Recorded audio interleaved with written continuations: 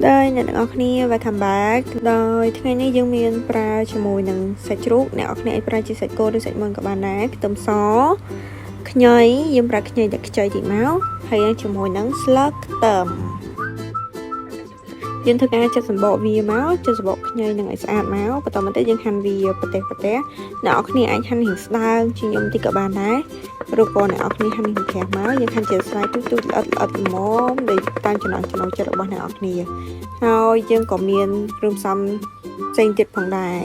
អ្នកគ្នាឃើញទេបន្តមកទៀតយើងធ្វើការរំលីងជាមួយនឹងខ្ញីខ្ញុំជួយរំលីងវាអ្នកគ្នាអាចលីងឲ្យវារាងក្រាស់តិចទៅហើយឬក៏អ្នកនរគ្នាអាចលីងមកល្មមឬក៏មិនបាច់លីងក៏បានដែរស្រេចតែចំណង់ចិត្តតែគាត់ថាខ្ញុំជួយលីងវារាងក្រាស់តិចដើម្បីវាចូលជាតិឆ្ងាញ់ណាបន្តមកនេះយើងចាក់ប្រេងឆាហើយយើងដាក់ខ្ទឹមសខ្ទឹមពងឲ្យវាឡើងជាគេហៅថាជើងកន្លាតណាពណ៌រាងជើងកន្លាតរាងក្រហមតិចទៅ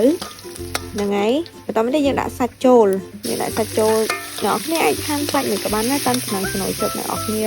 បន្តមកទៀតយើងដាក់គ្រឿងផ្សំទឹកត្រីនេះយើងធ្វើខ្លួនឯងចឹងពណ៌រាងវាអត់សូវស្អាតទេហើយអំបិលបន្តិចទៅអានេះយើងអាចដាក់គ្រឿងផ្សំតាមចំណង់ចិត្តចឹងណាស្ករគាត់ថាខ្ញុំជួយចិត្តរៀងប្រៃអញ្ចឹងខ្ញុំដាក់គ្រឿងប្រៃរៀងច្រើនជាងគ្រឿងផ្អែមហ្នឹងហើយដល់នេះយើងលីងហើយយើងចាក់អាខ្ញីដែលយើងឆាមិញហ្នឹងហើយយើងឆាឆ្អល់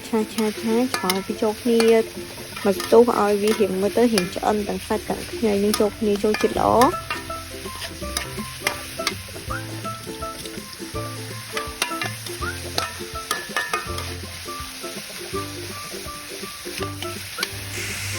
មកទៀតយើងដាក់ស្លឹកខ្ទឹមចូលទៅអ្នកនរអាចដាក់ស្លឹកខ្ទឹមនឹងពេលយើង